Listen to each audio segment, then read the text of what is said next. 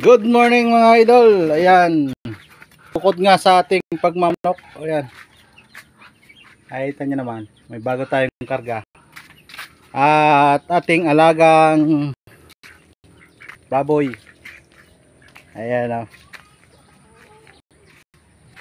Gumawa tayo ng temporary na kulungan para sa kanya. Di ba?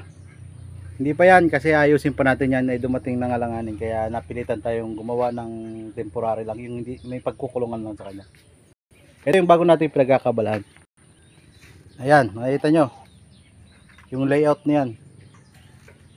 Ayan, gagawa tayo ng bagong kulungan dito na magkakarga at least mga 100 pa kasi isiw, o di bali magkaroon tayo ng 200 na karga para sa kakulungan doon sa ating supply, kasi may umorder na sa ating taga palengke, may regular na tayong supplyan, kaya at least kahit linggo-linggo magkarga tayo ng 40 heads hindi na masama. Ito na yung ating mga materyales.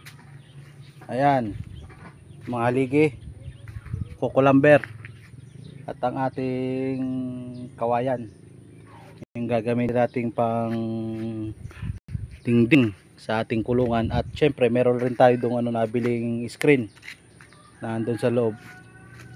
At bali kulang na lang nito semento tsaka bubong, mga pako. Yun na lang yung pagsusumikapan nating maipon sa ating mga benta habang pinagsasabay-sabay lahat pagkain ng mga alaga.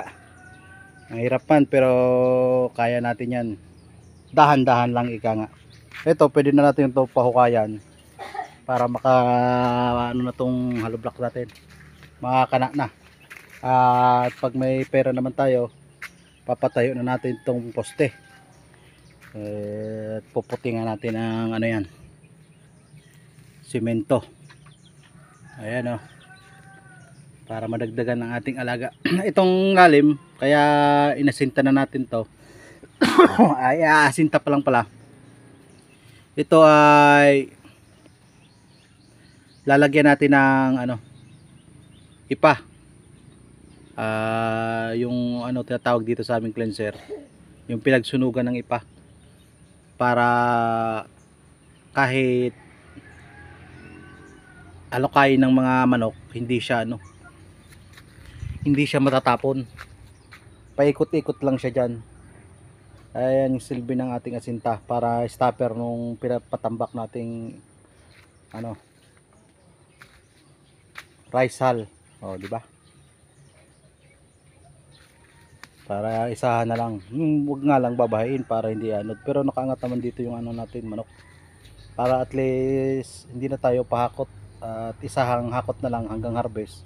Hanggat pwede pang gamitin, magagamit pa. Yung tagahalukay naman mangyayari dyan yung mga manok, diba? Tipid na tayo sa gagawin. Ayan, abangan nyo po ang aking bagong yung aking mga susunod na update dito sa aking channel, sa ating munting manukan.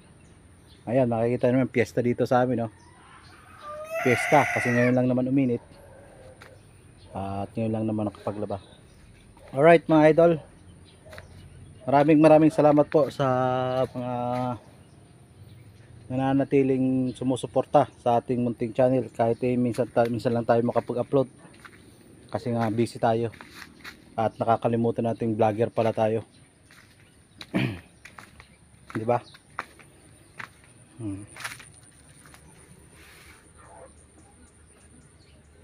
Alright,